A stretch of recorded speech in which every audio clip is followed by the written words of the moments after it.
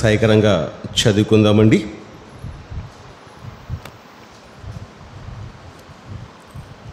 Page number 57, అధ్యాయము 15, వచనం 11 అండి. యెహోవా వేల్పులలో నీ వంటి వాడెవడు?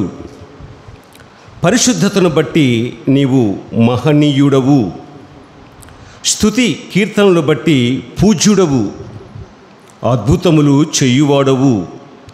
నీ వంటి వాడెవడు అంటూ ఇంకా అనేకమైన మాటలు, అంటే ఇది పాట రూపంలో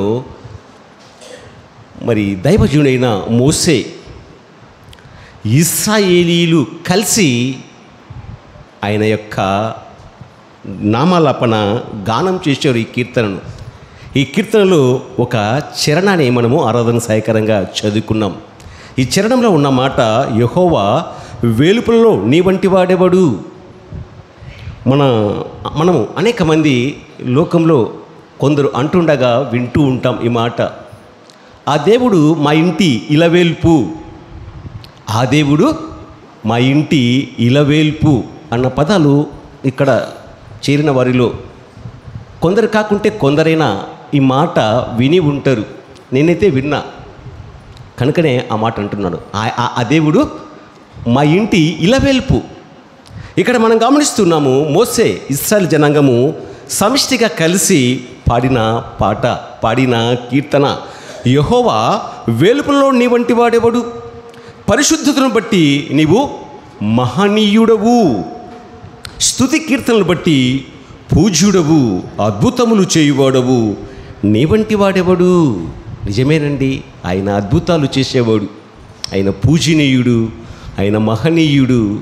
వెలుపల్లో ఆయన వంటి వాడు లోకంలో ఎవడు లేనే లేరండి, ఎవ్వరూ లేనే లేరు. అన్న అంటుంది. అనేక మంది భక్తులు కూడా ఈ మాట వారి నోట వచ్చినట్లు లేఖనంలో గమనించగలం. మొదటి సమూయేలు గ్రంథంలో కూడా 2వ అధ్యాయంలో అన్న అంటున్న మాట కూడా గమనించగలం. ఆ మాట గమనిద్దాం. ఒక మాట ఆరాధన సాయకరంగా ఆ మాట చదువుకుందాం. మొదటి సమూయేలు, దేవుడు ఆమెకు చేసిన ఉపకారాన్ని బట్టి మరి ఆ భక్తురాలు, ఆ విశ్వాసిరాలు అంటున్న మాట. పేజీ నంబర్ 224, పేజీ నంబరు 224, 2వ అధ్యాయము 2వ వచనం. యెహోవా వంటి పరిశుద్ధ దేవుడు ఒక్కడునూ లేడు అంటుంది అన్న. యెహోవా వంటి పరిశుద్ధ దేవుడు ఒక్కడునూ లేడు, నువ్వు తప్ప మరి ఏ దేవుడునూ లేడు అంటుంది. కరాఖండిగా చెప్పేస్తుంది ఆమె అన్న. సంతానం లేక దేవుని సన్నిధిలో హృదయాన్ని కుమ్మరించి ఫలాన్ని అందుకున్న హన్న అంటున్న మాట మనం వింటూ ఉన్నామండి. అంతేకాకుండా కీర్తనాకారుడు 96వ కీర్తనలో కూడా కీర్తనాకారుడు ఒక మాట అంటాడండి. చదువుకుందాం ఆ మాట కూడా ఆరాధనకు సహాయకరంగా. ఈ కీర్తన అనాథ కీర్తన. ఈ కీర్తనాకారుడు కూడా పేజీ నంబర్ 503, 96వ కీర్తన, పేజీ నంబర్ 503, 96 కీర్తన. మరి 1వ వచనంలో మొట్టమొదటి మాట అంటున్నాడు, యెహోవా మీద కొత్త కీర్తన పాడుడి, కొత్త కీర్తన పాడుడి. ఇందాక మనం కూడా దేవునికి నామాలాపన చేశాం. చక్కని పాటలు సహోదరులు ఆలపించగా మనం కూడా కోరసై వారితో గొంతు కలిపాం. గంభీరంగా ఆయన్ను పాటల ద్వారా, కీర్తనల ద్వారా మహిమపరిచాం ఆ దేవుని. ఇక్కడ కీర్తనకారుడు అంటున్నమాట, యెహోవా మీద కొత్త కీర్తన పాడుడి అంటున్నాడు. అంటూ 4వ వచనంలో ఒక మాట అంటున్నాడు, యెహోవా మహత్యం గలవాడు, ఆయన అధిక స్తోత్రము పొందదగినవాడు, సమస్త దేవతల కంటేను ఆయన పూజనీయుడు. పూజనీయుడు ఇక్కడ మనం గమనిస్తున్నాం. స్తుతి కీర్తనలు బట్టి పూజ్యుడు అంటూ మోసే, దేవుని ప్రజలైన ఇశ్రాయేలీయులు ఈ మాట అంటున్నారు. ఏ సందర్భంలో? దేవుని ప్రజలైన ఇశ్రాయేలీయులు ఒక్కొక్క చోట ఒక్కొక్క పదాన్ని మెన్షన్ చేశారు. కొన్ని చోట్ల 400 సంవత్సరాలని, మరికొన్ని చోట్ల 430 సంవత్సరాలని. దేవుని ప్రజలైన ఇశ్రాయేలీయులు ఐగుప్తులో పరో బానిస సంఖ్యల కింద మగ్గిపోయారు. వారిని దృష్టించాడు దేవుడు, వారి యందు లక్ష్యం ఉంచాడు. నాయకుడైన మోషేను పంపించాడు. వారికి నిర్గమము జరిగిన తర్వాత, నిర్గమము అంటే విడుదల, జైలుకు వెళ్ళిన ఖైదీ శిక్ష అనంతరము విడుదల చేస్తారు. విడుదల చేస్తే కొందరికి సంతోషం, మరికొందరికి బాధ. ఆ వ్యక్తి నిరపరాధి అయితే పర్వాలేదు, అపరాధి అయితే నిజంగా శిక్ష ముగించుకొని, నిజంగా ఈ దేవుని ప్రజలు ఇశ్రాయేలీయులు 400 ఒక చోట 430 సంవత్సరాన్ని మరొక చోట గ్రంథస్థం చేయబడిన మాటలు ఉన్నాయి. మరి మొత్తం మీద వాళ్ళు శ్రమ అనుభవించారు. ఐగుప్తులు దేవుని ప్రజలైన ఇశ్రాయేలీయులు. ఈ మాట ముందే దేవునికి హితుడు, సన్నిహితుడు, స్నేహితుడైన అబ్రహాంతో ముందే చెప్పాడు. ఆది కాండంలో ఆ మాటలన్నీ కూడా రాయబడి ఉన్నాయి. ఒకసారి గమనిద్దామండి ఆది కాండంలో ఆ మాటలు. ఒక్కసారి అర్థం సహాయకరంగా ఆ పదాన్ని కూడా చూసుకున్నాం. ఒక్కసారి గమనిద్దాం లేఖనాలను. మరికొన్ని లేఖనాలు కూడా మనము చదువుకుందామండి. పేజీ నెంబర్ 12, అధ్యాయము 18.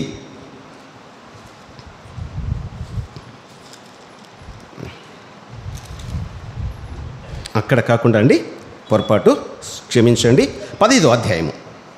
అక్కడ కూడా వేరే మాటలు ఉన్నవి. 15వ అధ్యాయము, పేజీ నెంబరు 10, 15వ అధ్యాయము. ఇక్కడ దేవుడు మరి చెప్పిన మాట, ఇక్కడ 400 ఏళ్ళు అన్న మాట మనం గమనించడానికి ఈ పదం తీయబడిన. చూడండి 12వ వచనం.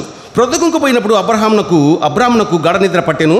భయంకరమైన కటిక చీకటి అతని కమ్మగా, ఆయన నీ సంతతి వారు తమది కాని పరదేశం ముందు నివసించి ఆ దేశపు వారికి దాసులుగా నొందురు. వారు 400 ఏండ్లు వీరిని శ్రమ పెట్టుదురు. కొత్త నిబంధన గ్రంథంలో 430 సంవత్సరాలు రాయబడింది. అబ్రహాంతో చెప్పిన మాట, 400 ఏండ్లు దాసులుగా ఉన్నారు. నిజంగా వెట్టి శ్రమ అంటే వెట్టి చాకిరి చేయించుకున్నారు, శ్రమ పెట్టబడ్డారు. శ్రమ పెట్టే కొద్దీ వాళ్ళు విస్తరించారు, వృద్ధి చెందారు, అభివృద్ధి చెందారు. వారి యొక్క దేహ దారుఢ్యాన్ని చూసి, వారి యొక్క ధైర్య సాహసాలను చూసి ఐగుప్తీయులకు, ఇశ్రాయేలును చూసి కన్ను కుట్టింది, అసూయపడ్డారు వారి మీద. ఎంత అనసాలంటే అంత విస్ఫోటనం జరిగిందండి. దేవుడు ఆశీర్వదించబడిన జనాంగము, అబ్రహాంకు, ఇస్సాకుకు, యాకోబుకు వాగ్దానం చేసిన దేవుడు, మీ సంతానము సముద్రపు ఇసుక రేణువుల వలె విస్తరింపజేస్తాను, ఆకాశ నక్షత్రముల వలె విస్తరింపజేస్తాను అన్నాడు. లెక్కించడం నీ చేతినైతే లెక్కించు అబ్రహాం అన్నాడు. ఆ రీతిగా విస్తారమైన జనాంగం నిర్గమం జరిగింది, విడుదల జరిగింది. ఆ సందర్భంలో పాడిన ఈ కీర్తన, వెలుపలలో నీ వంటి వాడేవాడు, పరిశుద్ధతను బట్టి నువ్వు మహనీయుడవు, స్తుతి కీర్తనలు బట్టి పూజ్యుడవు, అద్భుతములు చేయువాడవు, నీ వంటి వాడేవాడు. నిజమేనండి. బబులోను రాజైన నెబుకద్నెజరు కూడా మరి పరాయి దేశంలో దేవుని ప్రజలైన ఇశ్రాయేలీయులు, యూదులు లేదా హెబ్రీయులు బానిస సంఖ్యలలో అక్కడ కూడా చెరకు కొనిపోబడ్డారు. ఆ చెరకు కొనుకోబడిన వారిలో దానియేలు, షద్రక్, మేషక్, అబేద్నెగోను వారు ఉన్నారు. షద్రక్, మేషక్, అబేద్నెగోను వారిని నెబుకద్నెజరు రాజు మండుచున్న అగ్నిగుండంలో వేస్తే అగ్నిగుండం 7 అంతలు ఎక్కువగా ప్రజ్వలిలా ఎక్కువ చేశాడు ఆ మంటను. అయినా కూడా వేయబడ్డ షద్రక్, మేషక్, అబేద్నెగో ముగ్గురిని వేశారు. 4 కనబడుతున్నారు. ఒక అదృశ్య వ్యక్తి కనబడుతూ ఉన్నారు. అక్కడ వారికి ఏ హాని చేస్తా లేదు. అగ్ని గుండంలో హాయిగా హ్యాపీగా తిరుగుతూ ఉన్నారు. ఎక్కడ లేదు వారికి బాధ అన్నది, ఏ కోశాన లేదు. నెబుకద్నెజరు రాజు ఆశ్చర్యచకితుడయ్యాడు. ఏమిటి, మనం వేసింది ముగ్గురినే కదా, 4వ వ్యక్తి ఎవరు, వారికి ఏమి హాని జరగలేదే అని ఆ దృశ్యాన్ని చూసిన నెబుకద్నెజరు రాజు ఇస్తున్న మాట చదువుదామండి. దానియేలు గ్రంథంలో ఒక మాట, దానియేలు గ్రంథము 33వ అధ్యాయము 28వ వచనాన్ని గమనిద్దామండి. అక్కడ కూడా ఒక పదం అంటాడు ఆ నెబుకద్నెజరు రాజు. చూడండి, అన్య రాజు అన్న మాట మరి దేవుని ప్రజలు అంటే ఆ కథ వేరు, కానీ అన్య రాజులు చూసి దేవుని యొక్క ఆశ్చర్య కార్యాలను చూసి అంటున్న మాట. పేజీ నెంబర్ అండి 732, పేజీ నంబరు 732, 34 తీయండి ప్రియమైన వాళ్ళరా. ఇక్కడి నుంచి స్టార్ట్ అవుతుంది 3వ అధ్యాయము 28వ వచనాన్ని మనం గమనిస్తే, నెబుకద్నెజరు షద్రక్, మేషకు, అబేద్నెగోను వీరి దేవుడు పూజార్హుడు, పూజించడానికి అర్హుడు ఆయనే. అంతెందుకండి, మనం చూస్తే పాత నిబంధన గ్రంథంలో ఒక ఎత్తు అయితే, కొత్త నిబంధన గ్రంథంలో కూడా తూర్పు దేశపు జ్ఞానులు మరి అనేక దినాలుగా ప్రయాణం చేసి యెరూషలేముకు వచ్చి మరి బాలుడుగా జన్మించిన మన ప్రభు అయిన యేసుక్రీస్తును ఆరాధించినట్లు, పూజించినట్లు కూడా మనం మత్తయి సువార్తలో కూడా 2వ అధ్యాయం మరి మనం చూస్తే 9, 10, 11 వచనాల్లో రాయబడిన మాట కూడా ఆరాధన సహాయకరంగా చదువుకుందామండి. పేజీ నెంబర్ 4, కొత్త నిబంధన, మత్తయి సువార్త 2వ అధ్యాయము 9, 10, 11 వచనాలు చదువుకున్నామండి. ఈ మాట కూడా ఆరాధన సహాయకరంగా చూడండి. తూర్పు దేశపు నుంచి వచ్చిన జ్ఞానులు వారు రాజు మాట విని బయలుదేరిపోవచ్చుండగా, ఇదిగో తూర్పు దేశమున వారు చూసిన నక్షత్రము ఆ శిశువు ఉండిన చోటుకి మీదుగా వచ్చి నిలిచి వరకు వారికి ముందుగా నడిచెను. వారు ఆ నక్షత్రమును చూసి అత్యానంద భరితులై ఇంటిలోనికి వచ్చి తల్లి అయిన మరియను ఆ శిశువును చూసి సాగిలపడి ఆయనను పూజించి, బాలుడుగా ఉండగానే మన రక్షకుడై ఉన్న యేసుక్రీస్తు ప్రభు జ్ఞానుల చేత ఆరాధింపబడుతూ ఉన్నాడు. జ్ఞానం లేనివారు కాదు ఆరాధించేవారు, తూర్పు దేశపు జ్ఞానులు యేసుప్రభును ఆరాధిస్తూ ఉన్నారు. అంతేకాకుండా మరి వారు తమ పెట్టెలు విప్పి బంగారమును, సాంబ్రాణిని, బోలమును కానుకలుగా ఆయనకు సమర్పించిరి. మనం కూడా ప్రభు సన్నిధికి ప్రభును ఆరాధించడానికి వచ్చాం. ఆరాధన అనంతరం, బల్ల తీసుకున్న అనంతరం మనం కూడా దేవునికి మనకు కలిగిన కొద్దీ, కలిమిలో కావచ్చు, లేమిలో కావచ్చు, మనం కూడా దేవుని యొక్క సేవ నిమిత్తము, పరిచర్య నిమిత్తము, సువార్త నిమిత్తము కానుకలు అర్పించడానికి వచ్చాం. ముందు పూజించి స్తుతించి ఆరాధించిన అనంతరమే కానుకలు సమర్పిస్తాం. తూర్పు దేశపు జ్ఞానులు కూడా అదే చేశారండి. మొట్టమొదట ఆయన్ను పూజించిన అనంతరము వారు తెచ్చిన బంగారము, సాంబ్రాణి, బోలమును ఆయనకు కానుకగా సమర్పించారని మనం గమనిస్తున్నామండి, చూస్తూ ఉన్నాం. దేవుడు పూజార్హుడు. ఒక మాట మనం గమనిద్దామండి, ప్రకటన గ్రంథంలో ఆ మాటలు కూడా ఆరాధనకు సహాయకరంగా చదువుకుందాం. ప్రకటన, భక్తుడు యేసుక్రీస్తు ప్రభు ప్రియ శిష్యుడు, రొమ్మున ఆనుకున్న శిష్యుడు, అంతరంగ శిష్యుడు, ప్రియమైన శిష్యుడు యేసు ప్రభు తన తల్లిని మరి ఆ శిష్యునికి అప్పగించాడు. ఎంతో నమ్మకంగా ఉంటే తప్ప ఆ బాధ్యత అప్పగించాడు. ఆ శిష్యుడు రాసిన ప్రకటన గ్రంథంలో 5వ అధ్యాయంలో కొన్ని మాటలు చదువుకుందామండి. ఆరాధన సహాయకరంగా ఈ మాట కూడా చదువుకుందాం. 1 నుంచి 5 వరకు, తర్వాత 7 నుంచి 14 వరకు కూడా ఈ లేఖనాలు ఆరాధన సహాయకరంగా చదువుకుందామండి. 5వ అధ్యాయం, పేజీ నెంబర్ 231, ప్రకటన 5వ అధ్యాయము 1వ వచనం నుంచి 5 వచనాల వరకు, తర్వాత 7వ వచనం నుంచి 14 వచనాల వరకు చదువుకుందామండి. మరియు లోపటను వెలుపటను వ్రాత కలిగి 7 ముద్రలు గట్టిగా వేసి ఉన్న ఒక గ్రంథము సింహాసనం నందు ఆసీనుడయుండు వాని కుడి చేత చూచి తిని. ఇది చూచింది ప్రభు దినమందు ఆత్మవశుడై ఉండగా యోహాను ఈ దర్శనాన్ని చూసి రాశాడు. మరియు దాని ముద్రలు తీసి ఆ గ్రంథమును విప్పుటకు యోగ్యుడైన వాడెవడని బలిష్ఠుడైన యొక్క దేవదూత బిగ్గరగా ప్రచురింపగా చూచి తిని. అయితే పరలోకమందు కానీ, భూమి మీద కానీ, భూమి క్రింద కానీ ఆ గ్రంథం విప్పుటకైనను చూచుటకైనను ఎవనికిని శక్తి లేకపోయెను. ఆ గ్రంథము విప్పుటకైనను చూచుటకైనను యోగ్యుడెవడును కనబడనందున నేను బహుగా ఏడ్చుచుండగా. యేసుక్రీస్తు ప్రభు అంతరంగ శిష్యుడు, ప్రియ శిష్యుడు చూసి నేను బహుగా ఏడ్చుచుండగా ఆ పెద్దలలో ఒకడు, ఎడవకుము, ఇదిగో దావీదుకు చిగురైన యూదా గోత్రపు సింహము 7 ముద్రలను తీసి ఆ గ్రంథమును విప్పుటకై జయము పొందినని నాతో చెప్పెను. దర్శనంలో అన్ని చూస్తూ ఉన్నాడు యేసుక్రీస్తు ప్రభు ప్రియ శిష్యుడు. 7వ వచనం చదువుకుందామండి. చూడండి, ఆయన వచ్చి సింహాసనం నందు ఆసీనుడై ఉండు వాని కుడి చేతి నుండి ఆ గ్రంథమును తీసుకొనెను. ఆయన దానిని తీసుకున్నప్పుడు ఆ 4 జీవులను, వీణెలను, ధూప ద్రవ్యములతో నిండిన సువర్ణ పాత్రలను పట్టుకొని ఉన్న ఆ 24 పెద్దలను ఆ గొర్రెపిల్ల ఎదుట సాగిలపడిరి. గొర్రెపిల్ల ఎక్కడ? పరలోకంలో కనబడుతున్న గొర్రెపిల్ల. చూడండి, ఆ పాత్రలు పరిశుద్ధుల ప్రార్థనలు. ఆ పెద్దలు, నీవు ఆ గ్రంథమును తీసుకొని దాని ముద్రలు విప్పుటకు యోగ్యుడవు అంటూ ఆ 24 పెద్దలు వధింపబడిన గొర్రెపిల్లతో చెప్తున్న మాట. చూడండి, ఆ మాట ఇక్కడ గమనిస్తున్నాం కింద మాటల్లో. చూడండి, ఆ పెద్దలు నీవు ఆ గ్రంథమును తీసుకొని దాని ముద్రలు విప్పుటకు యోగ్యుడవు, నీవు వధింపబడిన వాడవై నీ రక్తమిచ్చి ప్రతి వంశంలోనూ ఆయా భాషలు మాట్లాడు వారిలోనూ ప్రతి ప్రజలోను ప్రతి జనములోను దేవుని కొరకు మనుషులను కొని మా దేవునికి వారిని ఒక రాజ్యంగాను యాజకులుగాను చేసితివి గనుక వారు భూలోకమందు ఏలుదురు అని క్రొత్త పాట పాడుదురు. మరియు నేను చూడగా సింహాసనమును జీవులను పెద్దలను ఆవరించి ఉన్న అనేక దూతల స్వరము వినబడెను. వారి లెక్క కోట్ల కొలదిగా ఉండెను.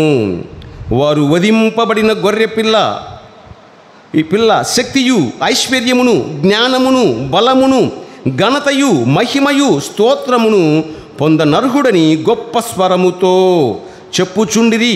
అంతటా పరలోకమందును భూలోకమందును భూమి క్రిందను సముద్రంలోనూ ఉన్న ప్రతి సృష్టము అనగా వాటిలోనున్న సర్వమును సింహాసనాసీనుడయ్యున్న వానికిని గొర్రె పిల్లకును స్తోత్రమును ఘనతయు మహిమయు ప్రభావమును యుగ యుగములు కలుగునుగాక అని చెప్పుట వింటిని. ఆ 4 జీవులు ఆమేనని చెప్పగా ఆ పెద్దలు సాగిలపడి నమస్కారము చేసిరి. సింహాసనమందు ఆశీనుడై ఉన్న వానికి వధింపబడిన గొర్రె పిల్లకు ఆ 24 పెద్దలు సాగిలపడి ఆరాధిస్తూ ఉన్నారండి. చూస్తూ ఉన్నామండి. ఇక్కడ మనం నిర్గమకాండంలో నుంచి మనం గమనించాం. స్తుతి కీర్తనలు బట్టి ఆయన పూజ్యుడు నెబ్కద్నెజర్ రాజు కూడా అన్నాడు, వీరి దేవుడు పూజార్హుడు. తూర్పు దేశపు జ్ఞానులు కూడా మత్తయి సువార్తలో 2వ అధ్యాయంలో 9, 10, 11 వచనాలు ఇందాక మనం చదువుకున్న మరోసాయకరంగా అక్కడ కూడా వారు వచ్చి దేవుని పూజించారు, ఆరాధించారు, కానుకలు సమర్పించారు. అలాగనే కీర్తనాకారుడు కూడా మరి 96వ కీర్తనలో కూడా మరి ఆ కీర్తనాకారుని పేరు రాయబడలేదు. 4వ వచనంలో కూడా చూశాం. సమస్త దేవతల కంటే ఆయన పూజనీయుడు అని చూశాం. ఎందుకు? సమస్తాన్ని కలగజేసిన వాడు ఆయన, జీవం గలవాడు, ఆది యందు ఉన్నవాడు, చివరి వరకు ఉండేవాడు, ఆది అంతములో లేనివాడుని మరొక చోట వ్రాయబడింది. ఆయన స్వయంభువుడు, వంశావళి లేనివాడు, అమ్మా నాన్న లేనివాడు, తన్ను తానే కలగజేసుకున్నవాడు. ఆయన పరిశుద్ధుడు, పాపము లేనివాడు, పరిశుద్ధుడైన దేవుడు, నీతిమంతుడైన దేవుడు, సమీపింపరాని తేజస్సులో ఆయన మాత్రమే వసిస్తూ అమరత్వం గలవాడై ఉన్నాడు. పరలోకంలో 24 పెద్దలు సింహాసనాసీనుడై ఉన్న వానికి గొర్రెపిల్ల ఎదుటను సాగిలపడి నమస్కరించి అని చూస్తున్నాం. వధింపబడిన గొర్రెపిల్ల ప్రతి జాతిలోనూ ప్రతి వంశంలోనూ తన రక్తం ఇచ్చి వారిని కొని ఒక రాజ్యంగాను, ఇందాక మనం చదువుకున్న మాటల్లో ఆరాధన సాయకరంగా మాటలన్నీ ఉన్నాయండి. ఎక్కడ? పరలోకంలో. ఎక్కడ వధింపబడ్డాడు ఆయన?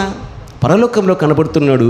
ఆ దివ్య దర్శనాన్ని యేసుక్రీస్తు ప్రభు ప్రియ శిష్యుడు, రొమ్మున ఆనుకున్న శిష్యుడు యోహాను కళ్ళారా చూసి ఆ ప్రకటన గ్రంథము రాశాడండి. అది ప్రవచన గ్రంథము. చూడండి, జరగబోయేది అక్కడ రాయబడ్డ మాట మనం గమనిస్తూ ఉన్నామండి. అదే యేసుక్రీస్తు ప్రభు యొక్క రొమ్మున ఆనుకున్న శిష్యుడు యోహాన్ రాసిన సువార్త రాశాడు. 1 యోహాన్, 2 యోహాన్, 3 యోహాన్ పత్రికలు కూడా రాశాడు, ప్రకటన గ్రంథం రాశాడు. ఇక్కడ మనం గమనిస్తే సువార్తలో ఒక మాట వ్రాయబడింది. 1వ అధ్యాయము 29వ వచనంలో, మర్నాడు యేసు మరి తన వద్దకు రాగా చూసి, ఇదిగో లోక పాపములను మోసుకొని పోవు దేవుని గొర్రె పిల్ల అని వ్రాయబడింది. దేవుని గొర్రె పిల్ల. సుమారు 2025 సంవత్సరాల కిందట మరి ఈ లోక పాపములను మోసుకొని పోవడానికి దేవుడు తన అద్వితీయ కుమారుడు, ఏకైక కుమారుడు, ముద్దుల కుమారుని ఈ లోకానికి గొర్రె పిల్లలా పంపించాడండి. గొర్రె పిల్లలా పంపించాడు. లోక పాపములను మోసుకొని పోవడానికైనా ఈ లోకానికి వచ్చాడండి. మనమందరము గొర్రెల వలె త్రోవ తప్పిపోతే మనలో ప్రతివాడు తనకిష్టమైన త్రోవకు తొలిగేను. నిజంగా తప్పిపోయిన గొర్రెలము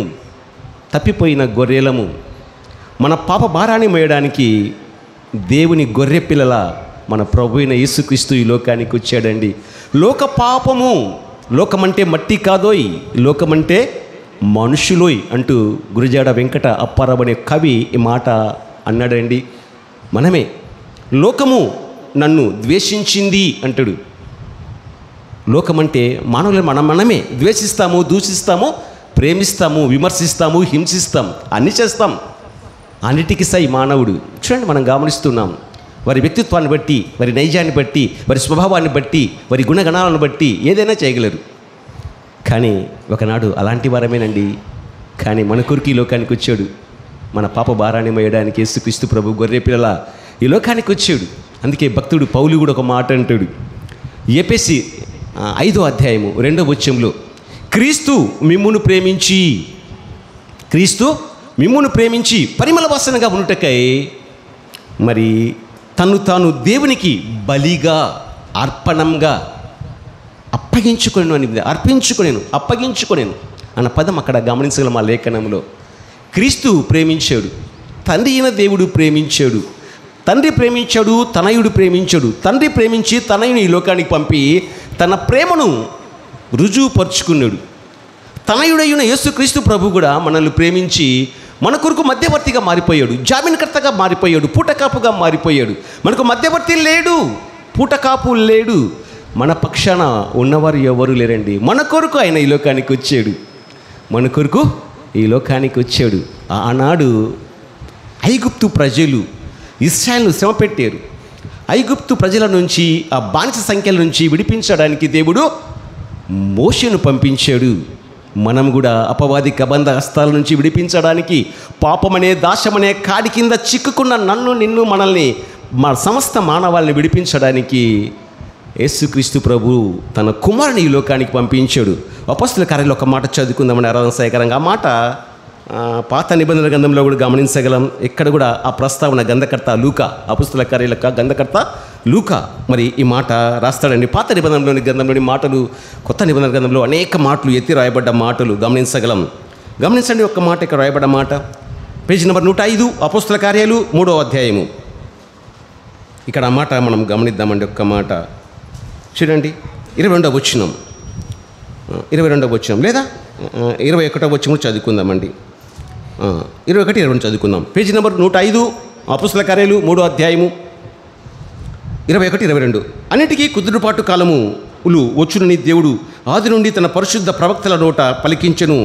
అంతవరకు యేసు పరలోక నివాసి అయ్యుట ఆవశ్యకము. మోషే ఇట్లనెను, ప్రభు అయిన దేవుడు నా వంటి యొక్క ప్రవక్తను మీ సహోదరుల నుండి మీ కొరకు పుట్టించును.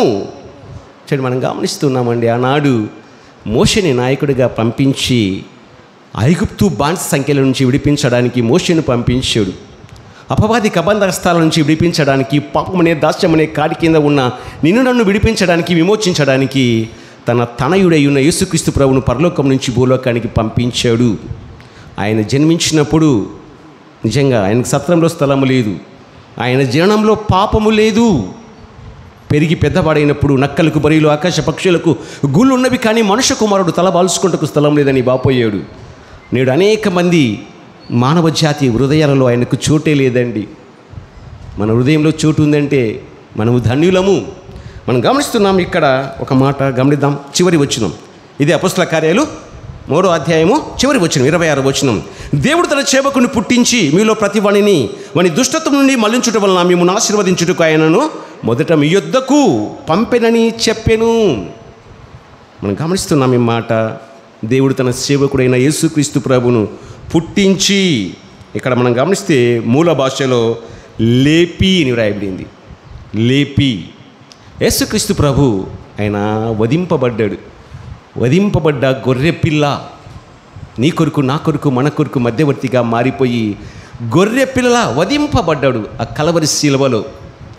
నీ పాపానికి, నా పాపానికి, సకల మానవాళి పాపానికి పరిహారం కలగడానికి యేసుక్రీస్తు ప్రభు విమోచన క్రయధనముగా తన రుధిరాన్ని చిందించాడు. అంతేకాదు, ఒక సైనికుడు యేసుక్రీస్తు ప్రభు ఆ శిలువలో వేలాడుతూ ఉంటే బల్యం తీసుకొని పక్కలో పొడిచాడు. రక్తము, నీరు కార్యను వ్రాయబడింది. నిజంగా యేసుక్రీస్తు ప్రభు మన పాప పరిహారం కొరకై తన దేహంలో ప్రాణానికి ఆధారమై ఉన్న రక్తమంతా కార్చాడు, నీరు కూడా కార్చాడు. చివరికి మన కొరకు తన ప్రాణాన్ని పణంగా పెట్టాడు. మన కొరకు యేసుక్రీస్తు ప్రభు ఆ కలవరి శిలువలో శ్రమ పెట్టబడ్డాడు. అది ఆ శిక్ష నీది, నాది, మనది. కానీ ప్రభు మన స్థానం తీసుకొని మన స్థానంలో నిలవబడి మన భారం మోసాడు, పాప భారాన్ని, మన పాప శిక్షను భరించాడు. క్రీస్తు శరీరమందు శ్రమపడిన అంటాడు పేతురు 4వ అధ్యాయం 1వ వచనం. మొదటి పేతురులో ఆ మాట వ్రాయబడింది. క్రీస్తు శరీరమందు శ్రమపడెను. నిజంగా శరీరమందు శ్రమ పెట్టబడ్డాడు, హింసింపబడ్డాడు, దూషింపబడ్డాడు, ద్వేషింపబడ్డాడు, అపహసింపబడ్డాడు. నిజంగా స్వరూపము సొగసును కోల్పోయాడు. యెషయా గ్రంథం 53వ అధ్యాయం మనం చదువుకుంటే ఆ మాటలు రాయబడి ఉన్నాయి. మనం అతన్ని చూసి అపేక్షించినట్లుగా అతని యందు స్వరూపము సొగసైనను లేదు అని రాయబడింది. అందరూ ఉపేక్షించారు కానీ ఎవరు అపేక్షించలేదు. అందంగా ఉన్నవారనే ఇష్టపడతాం కానీ అందవిహీనులను ఇష్టపడం. అక్కడ రాయబడ్డ మాట అదే. ప్రభు నీ కొరకు నా కొరకు తన సుందరమైన సుకుమారమైన స్వరూపాన్ని కోల్పోయాడు, సొగసును కోల్పోయాడు. అందరూ ప్రభువును ఉపేక్షించిన వారే కానీ అపేక్షించిన వారు లేరండి. యేసుక్రీస్తు ప్రభు కలవరి శిలువలో మన కొరకై మన ఆత్మీయ దిగంబరత్వాన్ని కప్పడానికి అర్ధనగ్నంగా ప్రదర్శింపబడ్డాడు యేసుక్రీస్తు ప్రభు. మరి మనం గమనిస్తే మొదటి కొరింథీ 15వ అధ్యాయము 3వ వచనం 3వ భాగం 4వ వచనం ఈ మాట రాయబడింది. లేఖన ప్రకారము క్రీస్తు మన పాపముల నిమిత్తం మృతి పొందెను, సమాధి చేయబడెను. లేఖన ప్రకారము క్రీస్తు 3వ దినమున మృత్యుంజయుడై లేపబడెను అని వ్రాయబడింది. మన పాపముల నిమిత్తమే. ఆయన పాపము చేయలేదు, ఆయన పాపము చేయలేదు. ఆయన నోట ఏ కపటము కనబడలేదు. ఆయన దూషింపబడి బదులు దూషింపలేదు. ఆయన శ్రమ పెట్టబడి బెదిరింపక న్యాయంగా తీర్పు తీర్చు దేవునికి తను తాను అప్పగించుకొనెను. ఎందుకు? మనము మన పాపముల విషయమై చనిపోయి నీతి విషయమై జీవించినట్లు తానే తన శరీరమందు మన పాపములను మాను మీద మోసుకొనెను. ఆయన పొందిన దెబ్బల చేత, ఆయన పొందిన గాయముల చేత విశ్వసించిన నీకు నాకు మనకు స్వస్థత, విడుదల, విమోచన కలిగింది. ఈ మాటలన్నీ కూడా పేతురు రాసిన మొదటి పత్రిక 1వ 2వ అధ్యాయము మనం గమనిస్తే 21, 22, 23, 24 వచనాల్లో గమనించగలమండి. అదే పేతురు రాసిన మొదటి పత్రిక 2వ అధ్యాయము 9, 10 వచనాలు. పూర్వపు స్థితి, ప్రస్తుత స్థితి ఉందండి. పూర్వపు స్థితి అయితే మీరు చీకటిలో నుండి, ఒకనాడు చీకటి మన బ్రతుకు అంధకారము, అయితే మీరు చీకటిలో నుండి ఆశ్చర్యకరమైన తన వెలుగులోనికి మిమ్మల్ని పిలిచిన వాని గుణాతిశయమును ప్రచురం చేయు నిమిత్తము ఏర్పరచబడిన వంశము, రాజులైన యాజక సమూహమును, పరిశుద్ధ జనమును, దేవుని సొత్తైన ప్రజలునై ఉన్నారు. ఒకనాడు దేవుని ప్రజగా కాక ఇప్పుడు దేవుని ప్రజ అయితిరి. ఒకప్పుడు కనికరింపబడక ఇప్పుడు కనికరింపబడిన వారమైతిమి. చాలండి ప్రభుని స్తుతించడానికి ఈ అర్హతలు మనకి ఇచ్చాడు ప్రభు. నిజంగా ఎన్నికలేని వారం. నిజంగా ప్రభు తన మహా కనికరాన్ని బట్టి, కృపను బట్టి, రక్షణ ఆయన ఇచ్చిన భిక్ష, అది వరం అంతే. మన మంచితనాన్ని బట్టి కాదు, మన గొప్పతనాన్ని బట్టి కాదు. ఎక్కడో తృణీకరింపబడిన వారం, త్రోసివేయబడిన వారము. నిజంగా అటువంటి నన్ను ప్రభు ఆకర్షించాడు. జగత్ పునాది వేయబడక మునిపే ఆయన అనాది సంకల్పంలో మనం ఉన్నాం కాబట్టి. నిజంగా ఒక మాట అంటాడు యేసుక్రీస్తు ప్రభు యోహాను రాసిన సువార్తలో, తండ్రి నాకు అనుగ్రహించు వారందరూ నా వద్దకు వస్తారు, నా వద్దకు వచ్చు వారిని నేనేమాత్రమో తోసివేయనంటాడండి. మనం ఆయన వద్దకు పోయాము, ప్రభువా క్షమించు అన్నాం. మన జన్మ ప్లస్ కర్మ పాపాలన్నీ కూడా క్షమించి ఆయన రుధిర ధారల చేత కడిగి పరిశుద్ధులుగా, నీతివంతులుగా తీర్చిదిద్దాడండి. హానిముత్యాలుగా తీర్చిదిద్దాడు. రక్షణ పొందిన నాటి నుంచి నేటి వరకు లెక్కలేని ఉపకారాలు మనము అనుభవిస్తూ ఉన్నాం. నిజమే కదండి. ఆత్మను సంచకరువుగా పొందుకున్నాం, ఆత్మచేత ముద్రింపబడ్డాం, జీవగ్రంథంలో మన పేర్లు లిఖింపబడ్డాయి. ఎవరం మనము? దేవుని పిల్లలము, పరలోక రాజ్యానికి వారసులము, పరలోక పౌరసత్వం పొందుకొని భూలోకంలో ఉంటున్న ఆయన ప్రజలము, ఆయన జనాంగము. మరి ప్రభు ఇన్ని మేలు చేస్తే మనం ఏమి ఇవ్వగలం ఆయనకు? మన వద్ద ఏముంది? ఆయన మనల్ని ఏం అడగడండి, ఒకే ఒకటి అడుగుతాడు, నా కుమారుడా, నా కుమార్తె, నీ హృదయంలో నాకు చోటు. మనము మన కుటుంబ సభ్యుల కంటే రిలేషన్ ఏదైనా కావచ్చు, ప్రథమ స్థానము, అగ్రస్థానము ఆయనది. మన హృదయంలో అన్నిటికంటే, అందరికంటే. లోకంలో మనకి ఇష్టమైనవి ఎన్నో ఉంటాయి, ఎందరో ఉంటారు. కాదు, అవి కాదు, వారు కాదు. ప్రథమ స్థానం ఆయనకిచ్చి ఆయన గణపరచాలి. ఎందుకు? నేను ఘనమైన మహారాజునై ఉన్నాడు అంటాడు మలాకి 1వ అధ్యాయం 14 వచ్చిన మాట రాయబడింది. నేను ఘనమైన మహారాజు. ఆ మహారాజుకు నీరాజనలు అందిద్దామండి. ఆ మహారాజు అయిన ఘనమైన మహారాజు, మన హృదయ సామ్రాజ్యాన్ని పరిపాలించే చక్రవర్తి. ఆ చక్రవర్తికి, ఆ ఘనమైన మహారాజుకు ఇవ్వాల్సిన గౌరవ మర్యాదలు ఇద్దాం, ఆయనకు లోబడదాం, ఆయనకు భయపడదాం, ఆయన మనసా భాష కర్మన స్తుతిద్దాం. ఎంత స్తుతించినా ఆయన రుణం తీర్చుకోలేమండి. ఎప్పటికీ మనము రుణస్థులుగానే మిగిలిపోతాం. ఆయన ప్రభు సన్నిధిలో ఆయన ఆరాధించడానికి మనం వచ్చాం, ధన్యులం. లోకంలో అనేకులకు లేని భాగ్యము నీకు నాకు మనకుందండి. ఇంత గొప్ప భాగ్యము. అందుకే కీర్తనకాడు ఒక మాట అన్నాడు, ఆ మాట చదువుకొని స్తుతులు చెల్లించుకుందామండి. 103వ కీర్తన, దావీదు కీర్తనాకారుడు, 103వ కీర్తన 1-2 వచనాలు. నా ప్రాణమా యెహోవాను సన్నుతించుము, నా అంతరంగంలో ఉన్న సమస్తమా ఆయన పరిశుద్ధ నామమును సన్నుతించుము. నా ప్రాణమా యెహోవాను సన్నుతించుము, ఆయన చేసిన ఉపకారములలో దేనిని మరొకము. నిజంగా ఆయన చేసిన ఉపకారాలు తలపోసుకొని ప్రభువును మనసారా స్తుతిద్దామండి, గణపరుద్దాం. అందుకే కుమారుని ముద్దు పెట్టుకుని లేని ఎడల తండ్రి కోపించునని కీర్తన 2వ కీర్తన 12వ వచనంలో ఆ మాట రాయబడింది. నిజంగా ముద్దు ప్రేమకు సూచన. ఆ రీతిగా మనస్ఫూర్తిగా ప్రభువును ఆయన పాదాలు ముద్దాడి ప్రభువును ఆరాధిద్దాం, గణపరుద్దాం, మహిమపరుద్దామండి, స్తుతులు చెల్లించుకుందామండి.